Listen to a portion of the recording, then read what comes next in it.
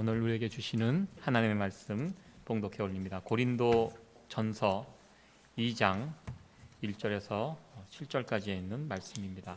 형제들아, 내가 너희에게 나아가 하나님의 증거를 전할 때 말과 지혜의 아름다운 것으로 아니하였나니 내가 너희 중에서 예수 그리스도와 그의 십자가에 못 박히신 것 외에는 아무것도 알지 아니하기로 작정하였습니다. 내가 너희 가운데 거할 때 약하며 두려워하며 심히 떨었노라. 내 말과 내 전도함이 지혜에 권하는 말로 하지 아니하고 다만 성령의 나타남과 능력으로 하여 너의 믿음이 사람의 지혜에 있지 아니하고 다만 하나님의 능력에 있게 하려 하였노라. 그러나 우리가 온전한 자들 중에서 지혜를 말하노니 이는 이 세상의 지혜가 아니요 또 이 세상에 없어질 관원의 지혜도 아니요 오직 비밀한 가운데 있는 하나님의 지혜를 말하는 것이니 곧 감추었던 것인데 하나님이 우리의 영광을 위하사 만세전에 미리 정하신 것이라. 아멘. 오늘 말씀의 제목이 십자가를 전할 때입니다. 십자가, 지난주부터 십자가에 관한 십자가의 도, 십자가의 그 말씀에 관해서 함께 말씀을 살펴보고 있습니다. 이 말씀을 준비하면서 이 십자가를 생각하면서 예전에 제가 보았던 다큐멘터리 하나가 오버랩이 되었습니다. 그것은 남극에 살고 있는 황제 펭귄의 이야기를 다루었던 남극의 눈물이라는 다큐멘터리였습니다. 이 참 십자가의 정신과 이 동물들 이 속에 보여진 그 모습들이 참 많이 유사한 부분이 있다고 생각해서 여러분들에게 소개를 해드리려고 합니다. 이 남극에 살고 있는 황제 펭귄, 영하 50도, 60도의 극한 상황에서 살아가는 동물입니다. 특이하게도 이 펭귄은 암컷이 알을 낳으면 암컷이 이 알을 품지 않고요, 수컷이 이 알을 품습니다. 특별히 부성애가 굉장히 강한 동물이 펭귄이라고 합니다. 황제 펭귄. 그리고 특이하게도 이 황제 펭귄은 일부일처입니다. 그리고 가족을 이루어서 가족들끼리 끔찍하게 서로를 아끼면서 살아가는 동물이 이 펭귄이라고 합니다. 이 엄마 뱃속에서 알이 태어났을 때 엄마 뱃속의 온도는 37도입니다. 갓 태어난 새끼는 온도를 조절할 수 있는 털이 아직 닿지 않기 때문에 이 영하 50도, 60도에 잠시라도 노출이 되면 금방 얼어 죽습니다. 이 알을 낳고 어미 펭귄은 이 알을 아빠 펭귄에게 넘겨줍니다. 그럼 조심스럽게 저렇게 발 밑에 이거 주머니 안에 그것을 감싸고 영하 50도, 60도 이 찬바람이 부는 이 남극 그 환경에서 이 아빠 펭귄이 이 알을 품고 부화될 때까지 버팁니다. 아마 여러분들 펭귄의 생김새를 잘 아실 것입니다. 뒤뚱뒤뚱 걸고 느리고 그렇게 얼음판 위에서 있는데요. 그 비바람이 막 눈보라가 치고 영하 50도, 60도 떨어지는 거기에서 이것을 살리기 위해서 정말 눈물겨운 노력을 합니다. 부성애가 강해요. 이 부성애가 없다면 이렇게 못합니다. 그것을 품고, 그래서 이 다큐멘터리의 제목이 남극의 눈물입니다. 이 눈물이라는 것이 이렇게 하다 보면 10마리 중에 한 마리는 이 알을 또 깨트리고 상하게 되고, 그러다면 죽은 새끼를 이 아빠 펭귄이 막 보면서 울부짖고 괴로워하는 이런 장면, 남극의 눈물이기도 하지만 정말 감동적인 눈물을 흘릴 수 있는 그런 다큐멘터리입니다.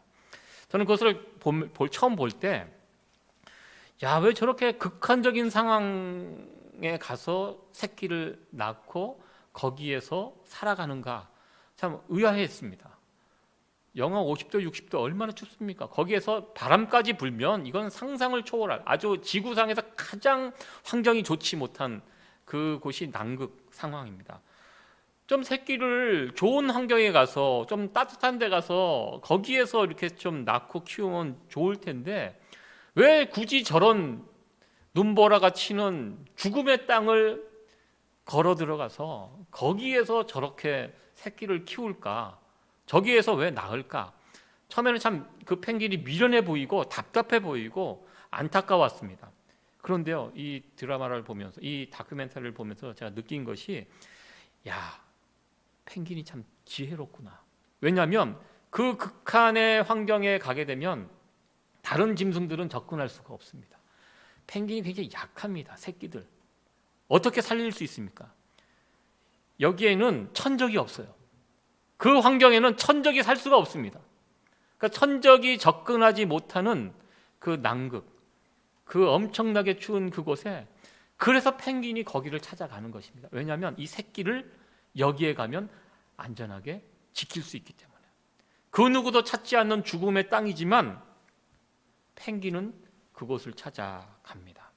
오히려 펭귄에게는 안전한 장소가 될 수 있고요, 죽음의 땅이지만 펭귄에게는 그 땅이 생명의 땅이 될 수 있다는 것입니다.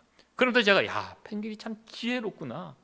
자기 새끼를 끔찍이 사랑하기 때문에 거기에 가서 새끼를 낳고 거기서 새끼를 키우면 이 새끼를 살릴 수 있다. 참 지혜로운 펭귄이 아닌가 이렇게 생각을 해봅니다. 이 황제 펭귄 속에 이 본능을, 이 새끼를 지키는 이 본능을 우리 하나님께서 넣어주셨다고 저는 생각을 해보았습니다.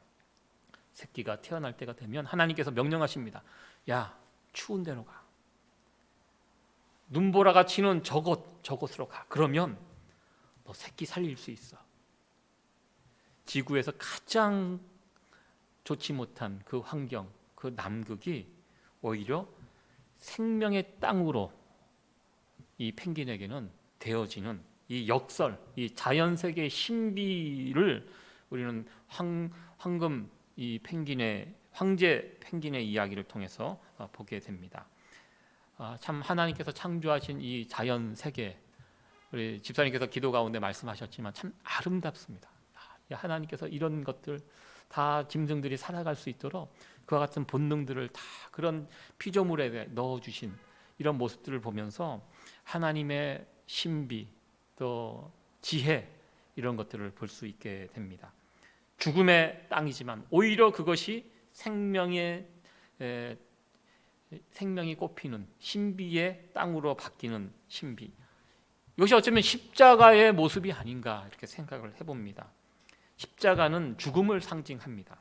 그런데 이 십자가는요, 죽음으로 끝나지 않습니다. 십자가를 지면, 십자가를 통과하면 그곳에 생명의 역사가 일어나게 되는 것을 우리는 보게 됩니다. 우리는 이것을 가리켜 십자가의 능력, 십자가의 지혜, 십자가의 신비라고 이렇게 말합니다. 사도 바울만큼 예수님의 십자가에 대해서 언급을 많이 한 사역자는 없습니다. 사도 바울이 쓴 성경의 중심은 언제나 십자가가 중심이 됩니다. 예수님의 십자가로 우리가 구원을 얻습니다. 그리고 이제 구원을 받은 우리들은 십자가를 통해서 구원받는 것으로 끝나는 것이 아니라 십자가를 지는 삶을 살아감으로써 우리들도 예수님처럼, 예수님께서 십자가를 지심으로 우리에게 생명이 왔듯이 우리도 이 땅에서 십자가를 기꺼이 짐으로 누군가를 살리고 누군가의 생명을 일으키는 이 일에 쓰임 받도록, 이 일에, 이러한 사역에 우리를 초대했다는 이 사실을 사도 바울은 자신이 쓴 성경을 통해서 계속해서 거듭거듭 밝히고 있는 것을 우리는 보게 됩니다. 지난 시간에 고린도 전서를 시작하면서 고린도 전서가 쓰여지게 된 그 배경에 대해서 잠깐 살펴보았습니다. 혹자는 이렇게 이야기할 수 있습니다. 2000년 전에 쓰여진 이 고린도 전서가 오늘을 살아가는 우리에게 어떠한 도움이 됩니까? 그 2000년 전에 그 교회에 주신 말씀을 왜 우리가 또 들어야 합니까? 이렇게 말할 수 있습니다. 그러나 고린도전서 1장 2절에 보면 이렇게 말씀이 되어 있습니다. 같이 한번 읽어보도록 하겠습니다. 시작. 고린도에 있는 하나님의 교회, 곧 그리스도 예수 안에서 거룩하여지고 성도라 부르심을 입은 자들과 또 각처에서 우리의 주 곧 저희와 우리의 주 되신 예수 그리스도의 이름을 부르는 모든 자들에게, 사도 바울은 1장 2절에서 이 편지를 수신하게 될 성도들을 언급하면서, 물론 1차적으로 고린도 교회 성도들에게 이 편지가 전달되어지고 그들에게 이 말씀이 전해지기를 원했습니다. 그러나 빨간 글씨로 되어 있습니다. 또 각처에서, 고린도 교회뿐만 아니라 각처에서 예수님을 믿고 교회를 세워가는 모든 성도들에게 이 고린도전서의 말씀을 주셨다라고 사도 바울은 이야기하고 있습니다. 사실 교회의 모습은요, 2000년 전의 고린도 교회의 모습이나 2000년이 지난 이곳 뉴욕에 세워져 있는 세이비어 교회, 또 주변에 있는 교회의 모습들은 다 비슷비슷하다는 것입니다. 한국 교회의 모습, 이민 교회의 모습, 또 미국 교회의 모습, 이렇게 목사님들하고 만나서 교제하고 이야기를 나누다 보면, 교회 상황을 이야기하다 보면 그 교회의 문제가 어떻게 보면 우리 교회의 문제이고요, 우리 교회의 문제가 그들 교회의 문제이기도 합니다. 교회에서 일어나는 문제들은 사람 사는 것이 다 비슷하기 때문에요, 그 문제가 그 문제고 다 비슷한 문제를 가지고 있다라는 것입니다. 모든 성도들을 염두에 두고 사도 바울이 이 고린도전서를 썼다는 것, 이것을 우리가 먼저 염두하면서 오늘의 말씀을 받기를 원합니다. 고린도 교회에 지난 시간에 분쟁이 있었다라고 말씀을 드렸습니다. 사람들은요, 모이면 자꾸 이렇게 파가 나눠지는 것이 이게 본능적인 것 같습니다. 약하기 때문에 자기 혼자는 어떻게 할 수 없고 누군가 사람들 끼리끼리 모여서 지내는 이런 모습들이 고린도 교회 안에 있었던 것 같습니다. 사람을 중심으로, 예수님 중심으로 모이는 것이 아니라 사람 중심으로 바울파, 아볼로파, 게바파, 그리스도파, 이렇게 여러 파들이 나누어져서 서로 극심한 다툼을 벌이고 있던 교회가 고린도 교회였습니다. 사도 바울이 개척하고 세운 교회 가운데 가장 사도 바울의 마음을 아프게 하고 힘들게 했던 교회가 고린도 교회가 아니었던가 생각이 됩니다. 많은 문제가 있었습니다. 고린도전서를 살펴보면 고린도 교회 안에 나타났던 문제들이 한두 가지가 아니었던 것을 보게 됩니다. 그리고 사도 바울은 이 교회의 문제를 해결할 해결책으로 지난 시간에 살펴봤듯이 십자가의 도를 말씀하셨어요. 십자가의 그 말씀, 사도 바울이 1년 반 동안 고린도 교회를 섬기면서 계속해서 십자가에 대한 메시지를 전했습니다. 십자가의 그 말씀 계속 1년 반 동안 전했는데요, 사도 바울이 떠나자마자 사도 바울이 전했던 그 십자가의 도를 고린도 교회 성도들은 놓아버렸다는 것입니다. 지금 교회에 문제가 생긴 이유가 무엇입니까? 교회에 십자가의 도가 사라지고 세상의 도가 자리를 들어와서 자리를 잡고 있게 되었습니다. 그러면서 이 교회 안에서 이런저런 문제들이 일어났던 것을 보게 됩니다. 우리가 십자가를 통해서 구원을 받았는데요, 구원을 받고 난 이후에 그 십자가의 도를 버렸다는 것입니다. 버리고 세상의 도를 붙잡고 살아가고 있는 고린도 교회의 모습, 그 안타까운 모습을 지난 시간에 살펴보았습니다. 그러면서 사도 바울은 다시 고린도 교회에게 호소합니다. 하나님이 일하시는 방식을 자세히 살펴보라는 것입니다. 하나님께서 어떻게 일하시는지. 세상 사람들은 십자가를 말도 안 되는 이야기, 무식한 이야기, 답답한 이야기라고 치부하지만 하나님께서는 십자가를 통해서 그 방식으로 일을 하셨다라는 것입니다. 하나님께서 왜 십자가를 통해서 온 인류를 구원하셨습니까? 오직 그 방법밖에 없기 때문입니다. 가장 좋은 방법이 십자가로 구원하는 이 방법밖에 없기 때문에 전능하신 하나님이 이 십자가를 통해서 온 인류를 구원하셨다는 것입니다. 지금 1장에 이 고린도 교회 십자가의 도를 놓아버리고, 그러니까 그 교회가 마귀의 놀이터가 되었습니다. 하나님께서 이 세상을 구원하는 방식이 무엇인지 너희들 잘 살펴보라는 것입니다. 세상 사람들은 십자가를 무시하고 인정하지 않고 답답해하고 미련한 것이라고 취급하지만 하나님이 보여주신 그 십자가를 유심히 자세히 살펴보라는 것입니다.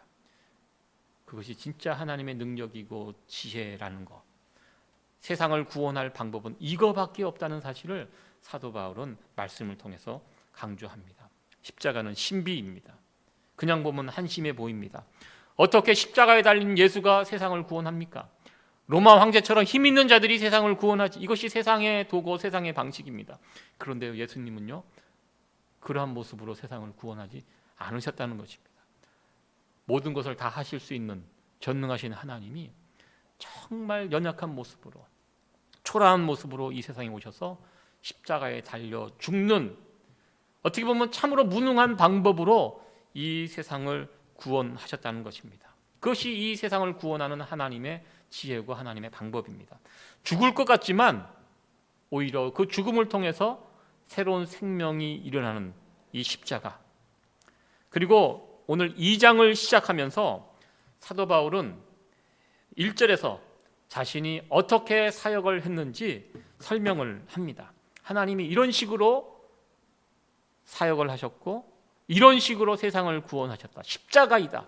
그런데 2장 1절에 이렇게 말씀하고 있습니다. 같이 한번 1절 말씀 읽어보도록 하겠습니다. 시작. 형제들아, 내가 너희에게 나아가 하나님의 증거를 전할 때에 말과 지혜의 아름다운 것으로 아니하였나니. 사도 바울이 고린도 교회를 섬길 때, 사역할 때 어떻게 했는지 1절에는요 사실 앞부분에 한글 성경에는 생략된 부분이 나와 있습니다. 1절을 시작할 때 어떻게 시작하냐면 그리고 나도 이렇게 시작합니다. 그리고 나도 무엇이냐면 하나님께서 십자가를 통해서 이 세상을 구원하셨다라는 것입니다. 그 미련해 보이는 십자가. 그리고 나도 그렇게 사역한다라는 것입니다. 하나님의 방식으로 하나님의 증거하신 그 십자가를 그리고 나도 똑같이 그 모습으로 그 십자가를 붙들고 너희들을 섬기고 있다. 이렇게 사도 바울은 고백하고 있습니다. 고린도 교회, 고린도라는 도시, 그 당시 사람들에게 인기 있는 학문이 있었다고 말씀드렸습니다. 이 수사학입니다. 말을 이쁘게, 말을 정말 사람들에게 설득력 있게 하는 사람들이 인기가 있었고요. 그런 사람들이 돈도 많이 벌고 명성도 높았습니다. 사도 바울이 이 수사학을 몰랐겠습니까? 어떻게 말을 하면 사람들에게 환심을 사고 인기를 얻고 힘을 얻고 이거 알고 있는 사람입니다. 그러나 사도 바울은 그러한 방법을 사용하지 않았다라고. 일부러. 왜? 그렇게 이야기하면, 그런 식으로 하면 사람이 빛나고 말이 사람들에게 주목을 받는데 사도 바울의 관심은 오직 십자가만 있었습니다. 십자가. 어떻게 하면 사람들이 이 십자가를 받아들일까? 이것이 정답인데, 이것이 진리인데 사람들에게 어떻게 하면 내가 숨겨지고 예수 그리스도의 십자가만이 저들에게 전달이 될 수 있을까? 그러면서 사도 바울도 하나님처럼 이 미련한 십자가를 그들에게 전했다라는 것입니다. 딱딱하지만 이것을 이들이 붙잡아야 돼. 이것에 집중할 수 있도록, 다른 것은 보이지 못하고 십자가만 드러나도록 사도 바울은 그렇게 십자가만을 증거했다라고 사도 바울은 말씀하고 있습니다. 그리고 십자가를 전달하는, 오늘 이 전달하는 것이 참 중요한, 이 부분에 초점을 맞춰보기를 원하는데요. 십자가를 전달할 때, 사람들에게 전달할 때 힘으로 윽박지르면서 교만하게 십자가를 전하지 않고 정말 십자가의 모습처럼 낮은 자리에서, 오늘 이 3절에 나와 있는 이 표현처럼 두렵고 떨리는 그런 모습으로 십자가를 증거했다라고 사도 바울은 말씀하고 있습니다. 오늘 우리가 주목해야 하고 붙들어야 될 부분이 바로 오늘 이 부분입니다. 사도 바울은 십자가를 전할 때에도 십자가의 모습으로 십자가를 전했다는 것입니다. 약하여 두려워하며 힘이 떨었다. 이 십자가를 증거할 때 철절매면서 이것이 어떻게 잘 전달될 수 있을까? 정말 겸손한 모습으로 누군가의 위에서 군림하고 가르치고 이런 정신으로 십자가를 증거한 것이 아니라 정말 겸손한 모습으로 낮은 자리에서 이 십자가를 전했다라는 것입니다. 과거 이슬람이 세상을 정복할 때 그 유명한 구호가 있습니다. 한 손에는 코란, 한 손에는 칼입니다. 무서운 모습이죠. 아이가 저 모습을 보고 있어서 웃음 모습 같지만 실제로 예전에 이슬람 이 무슬림 지역을 만들 때 정복해서 너 이 코란을 받아들일래? 안 받아들이면 저 칼로 죽이면서 이슬람 이 세력을 넓혀 갔습니다. 사실 이슬람만 저렇게 자신의 종교를 넓혀간 것이 아닙니다. 부끄러운 고백이지만 과거 우리 기독교도 힘으로 무력으로 기독교를 증거할 때, 전할 때가 있었습니다. 이 십자군 전쟁, 여러분들 십자군과 십자가와 전쟁은 둘이 어울릴 수가 없는 그런 단어입니다. 십자가의 정신이 무엇입니까? 십자가의 정신과 이 전쟁이라는 것은 도저히 섞일 수 없는 것인데요. 과거에 이 중세시대 저 십자가를 앞세우고 십자가를 받아들이지 않는 수많은 사람들을 무참히 다 살육을 했던 역사가 기독교 역사에 고스란히 남아 있습니다. 특별히 지금 이슬람 지역 이 십자가를 들고 많은 기독교인들이 그곳에 가서 이슬람 사람들 다 죽였습니다. 지금 복음이 가장 들어가기 어려운 지역이 바로 그 지역입니다. 아직까지 그 때의 원한과 반감이 남아 있습니다. 기독교는 절대로 받아들이지 않는다. 왜? 과거에 십자가를 앞세우고 너 이거 믿을래 안 믿을래? 안 믿어? 그럼 죽어. 얼마나 많은 사람들이 저 행위로 인하여 목숨을 잃었는지. 여전히 지금도 복음이 가장 전해지기 힘든 지역이 되었습니다. 이것은요, 사도 바울이 전했던 이 복음, 십자가의 복음을 완전히 잘못 이해한 그런 모습입니다. 이런 식으로 복음을 증거하면 어떻게 됩니까? 이 교회가 참 무서운 집단이 될 수 있습니다. 십자가를 앞세우고 십자가를 가지고 사람들을 해치는 그 십자가의 무거운 그 나무로 사람들을 찍어내리는 흉기가 될 수 있다는 것입니다. 우리 기독교 역사가 이것을 보여주고 있습니다. 사도 바울은요, 십자가를 전할 때 철저하게 세상 방식으로 전하지 않았습니다. 십자가를 전하는 사도 바울의 그 모습, 십자가를 전할 때도요, 십자가의 모습으로 십자가를 전했다라는 것입니다. 겸손하게, 두려워하면서, 쩔쩔매면서. 그럴 때 그 위에 하나님의 은혜가 부어지고 그리고 복음이 열매를 맺혀지게 되는 그런 귀한 역사를 이루게 되었다는 것입니다. 예전에 한국의 인천에서 그 노숙자들을 섬겼던 민들레 영토 국수집을 운영했던 서영남 씨의 이야기를 예전에 본 적이 있습니다. 이분은 사역자가 아닙니다. 평신도 사역자입니다.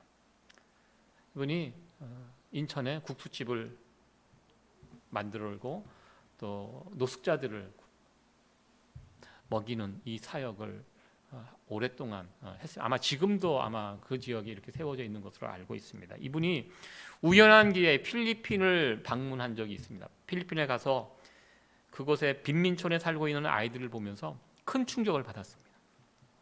너무너무 가난하게 없이 살아가는 아이들. 그래서 이분이 아이들에게 하루에 한 끼는 배불리 먹이고 싶다, 이런 꿈을 가지고 필리핀의 제2의 민들레 영토라는 그 밥집을 그곳에, 왜냐하면 필리핀 아이들은 국수를 안 먹으니까 그 나라 사람들이 먹는 밥집을 운영해서 아이들만, 어른들은 아니고 아이들, 그 동네에 사는 빈민촌에 사는 아이들에게 하루 한 끼 배불리 밥 먹이게 하는 이 사역을 2014년부터 이분이 시작을 하게 됩니다. 정말 열악하게 삽니다. 그 집에 오는, 그 밥 먹으러 오는 아이 가운데 한 아이가 울고 있어요. 이유를 들어보니까 지금 이제 필리핀이 비가 오는 그 시기가 되면 이분들이 집을 어디에다가 집을 지냐면 하천, 그러니까 상하 수도 이게 없기 때문에 그냥 집에서 이렇게 버리면 강물로 이게 빠져갈 수 있도록 그런 강 위에다가 집을 짓고 살아가는데요. 이 집에 지붕이 없다는 거예요. 그러니까 그 어린 아이가 4살, 5살, 6살 된 아이가 와갖고 지금 비 맞고 있는 가족들을 생각하니까 마음이 아픈 거예요. 자기는 여기서 따뜻한 밥을 먹고 있는데 집에 가족들은 지금 비 맞고 있어요. 그 생각하니까 이 아이가 막 눈물을 흘려요. 울어요.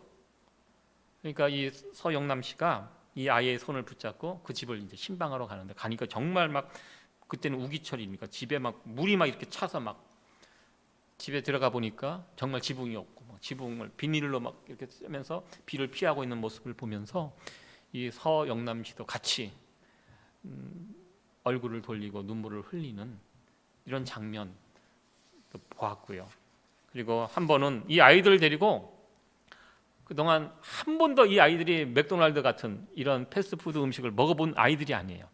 그래서 하루 날을 잡아갖고 이 아이들 데리고 거기를 방문해서 세트를 하나, 맥도날드 세트를 하나 이렇게 먹이는 그런 사역을 하시는데, 그곳에 가서 아이들이 얼마나 신나요. 평생 처음 먹어보는 TV를 통해서 봤지만 한 번도 먹어보지 못한 그 햄버거를 앞에 놓고 아이들이 행복하게 그것을 막 먹고, 그걸 보는 저도 덩달아서 참 흐뭇해지더라고요. 그런데 그 가운데 여자아이, 한 5살 된 여자아이가 그것을 안 먹어요. 앞에 놓고. 그리고 자기 품에 이렇게 숨겨놔요. 자기는 배가 부르다는 거예요. 집에 엄마가, 병든 엄마가 있는데 맛있는 거 엄마가 갖다 주겠다고 그러는 거예요. 그러니까 그 이야기, 그 사연을 들으니까 이 서영남 씨가 그 앞에서는 얘기를 못하고 돌아서서 울더라고요. 그 아이의 그 마음을 생각해보라. 얼마나 먹고 싶겠냐고 저게. 근데 집에 있는 엄마를, 병든 엄마를 위해서 그것을 킵하고 그러고 있는 모습을 보면서 참 따뜻한 이야기입니다. 네, 이 서영남 씨가 그런 이야기를 하더라고. 밥 먹이는 이 사역을 할 때 아이들에게 공짜 밥을 이렇게 줍니다. 근데 절대로 이 아이들이 이곳에 와서 눈치 보지 않게 밥을 먹을 수 있도록 굉장히 여러 가지 신경을 많이 쓰더라고요.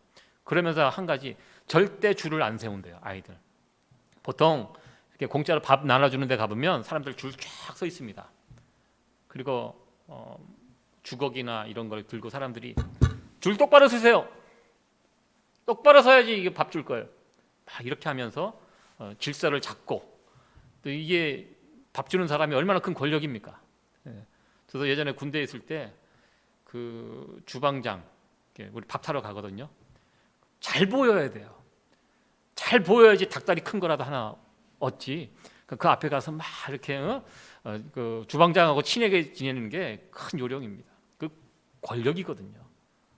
절대 아이들이 그곳에 밥 먹으러 왔을 때 눈치 보지 못하고 마음껏 편안하게 먹을 수 있도록 그냥 마당에 아이들 그냥 놀게 이렇게 해놓고, 대신 그곳에서 일하시는 분들이 식당에다가 식탁을 다 차려놔요. 음식을 다 타서 거기다 세팅을 다 해놓은 상태에서 야 이제 준비 다 됐다 와서 먹어라 그러면 아이들이 와서 자리를 이렇게 가서 밥을 편안하게 먹을 수 있도록, 그러면서 이분이 돌아다니면서 아이들 이름 하나하나를 다 불러줘요.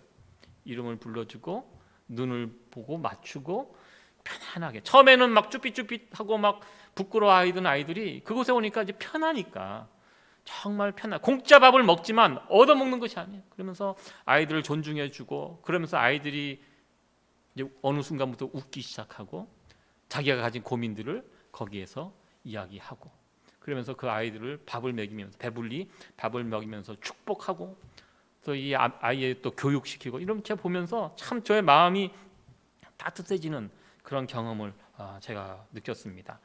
십자가의 정신을 가지고 남을 돕는다는 것이 과연 무엇인가? 저는 그 서영남 씨의 그 사역의 모습을 보면서 사도 바울의 마음, 십자가의 마음을 가지고 누군가를 섬긴다는 것이 어떠해야 하는지를 그분의 그 모습을 통해서 느낄 수가 있었습니다. 사도 바울은 십자가를 전하고 또 십자가로 살았던 사람입니다. 하나님께서 이 십자가로 이 세상을 구원하셨다. 그리고 나도 이제 그 십자가를 전하고 나는 그 십자가의 삶을 살아간다. 사도 바울은 고린도 교회 성도들에게 이 귀한 고백을 들려주었습니다. 오늘의 이 이야기를 들으면서, 그렇다면 나는 지금 십자가를 통해서 구원받은 나는 이 땅에서 어떠한 삶을 살아가고 있는가, 마지막으로 도전을 받는 그런 시간이 됐으면 좋겠습니다. 나 역시 십자가의 삶을 살아가는, 그렇게 살고 싶은 마음은 있는지. 십자가라는 것은요, 누군가를 살리기 위해서 내가 희생하고 내가 죽는 것입니다. 내 것을 내어줄 수 있는 이 마음, 누군가를 위해서 내 것을 포기할 수 있는 이 마음, 그것이 십자가의 정신으로 살아가는 그런 모습입니다. 나에게 이런 모습이 있는가? 요즘같이 어려운 시절이 오면요, 일단 내 것부터 확보하려고 합니다. 나부터 일단 살자, 나만 살자. 이것은 정말 악한 모습이고요. 최소한 우리가 이 어려운 시절에 더불어 함께 살자, 여기까지는 우리가 생각할 수 있어야 되지 않을까 생각해 봅니다. 제가 오늘 말씀을 시작하면서 황제 펭귄의 이야기를 제가 말씀을 드렸습니다. 황제 펭귄의 이야기를 통해 마무리 이야기로 황제 펭귄의 이야기를 한 가지 더 해드리면서 오늘 말씀을 마치고자 합니다. 황제 펭귄들이요, 남극에서 저런 모양으로 살아갑니다. 추우니까 50도 60도에 바람까지 불어봐요. 어떻게 살겠습니까? 펭귄들도 춥습니다. 그러니까 저렇게 모여 있어요. 어깨로 다 촘촘하게 모여서 저렇게 있으면 저 안의 기온이 저 밖의 기온보다 10도에서 15도 정도 높다고 합니다. 따뜻한 온기가 저 안에는 흐른다고 합니다. 그리고 신기하게도 저 펭귄을 연구한 학자들이 발견한 것인데요, 이 펭귄들이요, 저렇게 모여서 가만히 있지 않아요. 돈대요. 스크림을 저렇게 짜고 이렇게 돈대요. 조금씩 천천히 움직인대요. 그래서 어떻게 되냐면 저 안쪽에 있는 펭귄이 어느 순간 저 바깥쪽으로 나오게 되고요, 저 바깥쪽에 있는 펭귄은 어느 순간 안쪽으로 들어가게 된대요. 참 신기합니다. 말 못하는 짐승들이 그걸 알고 있는 거예요. 이 따뜻한 온기를 나만 누리는 것이 아니라 저 바깥 벽에서 제일 강추위와 맞싸우고 있는 저 펭귄들, 저 밖에만 계속 있으면 어떻게 됩니까? 죽습니다. 찬바람을 계속 50도 60도에서 찬바람 맞으면 어떻게 됩니까? 계속 하루 이틀 맞으면 병들고 죽지요. 본능적으로 알아요. 그래서 어느 순간 저 밖에 있는 펭귄이 조금씩 안쪽으로 들어가고 저 안쪽에 있는 펭귄은 조금씩 바깥쪽으로 나가는, 이것이 이제 로테이션식으로 그 안에서 계속 이것이 돈다고 합니다. 그래서 이 극한의 남극 추위에서 서로 몸을 부딪히면서 이 온기를 만들게 되고, 이 온기가 누군가만 특별한 펭귄만 누리는 것이 아니라 골고루 그 열이 전체에 퍼지면서 그렇게 모든 펭귄들이 생명을 유지한다는 것입니다. 이 펭귄의 이야기를 들으면서 정말 펭귄들이 참 우러러 보입니다. 야, 대단하다. 참 지혜롭다. 이 황제 펭귄들은요, 어떻게 보면 이 십자가의 정신을 알고 있는 동물이에요. 정말 십자가의 정신을 가지고 살아가는 짐승들이 아닌가. 하나님께서 만드신 이 모든 피조물 세계에는 이런 지혜들이 있어요. 함께 더불어 살아가는 이런 지혜가 있다는 것입니다. 요즘 코로나 팬데믹, 정말 온 세상에 덮친 이 강추위와 같은 엄청난 일들 지금 온 세상에 덮쳐 있는데요, 지금 강추위 앞에 온 인류가 서 있습니다. 이런 상황에서 어떤 사람들은 이런 상황에서 더 큰 부자가 되고 더 행복하게 잘 산다는 그런 이야기가 있고요, 또 어떤 어려운 사람들, 저 바깥쪽에 있는 이 어려운 사람들은 여전히 어렵고 더 큰 어려움에 직면하고 있다는 이런 안타까운 뉴스를 우리가 매일 듣고 있습니다. 우리 인간들이 만들어 놓은 이 세상이요, 황제 펭귄들이 만들어 놓은 세상보다 훨씬 못합니다. 그런 면에서 이 황제 펭귄들이 가지고 있는 이 지혜가 그 어느 때보다 필요한 때가 지금이 아닌가 이렇게 생각을 해봅니다. 요즘 이제 백신이 이제 막 배포가 되고 미국은 이제 많이 상황이 좋습니다. 미국은 지금 확보된 백신만 해도 뭐 미국 인구가 3억인데요, 뭐 6억 개 이상 지금 확보가 되어 있고, 우리가 맞는 그런 백신은 뭐 충분합니다. 그래서 이제 어느 나라들은 백신이 많이 풀린 나라들은 이제 해외 여행을 꿈꾸면서 어디든가 이제 자유롭게 떠나려는 그런 사람들, 그런 뉴스들이 있고요. 그러나 어떤 나라들은 백신 확보는 고사하고 지금 병원에 사람들이 너무 많이 넘쳐나서 길거리에 시체들이 질비한 그런 나라들도 있는 것을 보게 됩니다. 저는 조만간 백신을 확보한 미국 같은 나라들도요, 이 백신 언젠간 깔고 안고 지내면서 그냥 언젠가 쓸모없이 되어버린 그 날이 속히 올 것이라고 저는 생각이 됩니다. 여전히 지금도 찬바람을 맞고 있는 바깥쪽 사람들이 있는데 난 괜찮다. 나는 뭐 끄떡없다. 이러고 살다 보면요. 어떻게 됩니까? 저 바깥쪽에 있는 사람들이 다 사라지면 그 찬바람 누구에게 오겠습니까? 그 안쪽에 있는 사람들도 바로 조만간에 오지 않을까 이런 생각을 해봅니다. 우리가 이 코로나 팬데믹 이 시대를 살아가면서 십자가의 정신을 가지고 살아간다는 것이 무엇인지 진지하게 고민을 해야 되지 않을까 생각을 해봅니다. 나만 괜찮으면 괜찮다. 이 시대에 가장 우리가 버려야 할 생각이 아닌가 생각됩니다. 십자가의 구원을 외치는 곳이 교회입니다. 세상은요 어쩔 수 없습니다. 세상은 그렇게 살아갑니다. 나만 괜찮으면 괜찮고 세상은 나를 중심으로 움직입니다. 그러나 교회는 그런 곳이 아니라는 것입니다. 교회는 십자가를 통해서 구원받은 주의 백성들이 또 십자가의 삶을 살아가는 믿음의 공동체가 교회입니다. 저 밖에서 가장 밖에서 추위에 떨고 있는 그 사람들에게 우리의 따뜻한 체온이 어떻게 전달될 수 있을까? 이것을 우리가 진지하게 고민하면서 나도 힘들지만 그들도 힘들다는 사실을, 우리보다 더 힘든 사람들이 있다는 이 사실을 우리가 기억하면서 그들에게 따뜻한 주님의 사랑을 전달해 줄 수 있는 그런 우리의 마음, 그리고 그러한 우리의 세이비어 교회, 우리 믿음의 공동체가 되어질 수 있기를 간절히 축원합니다.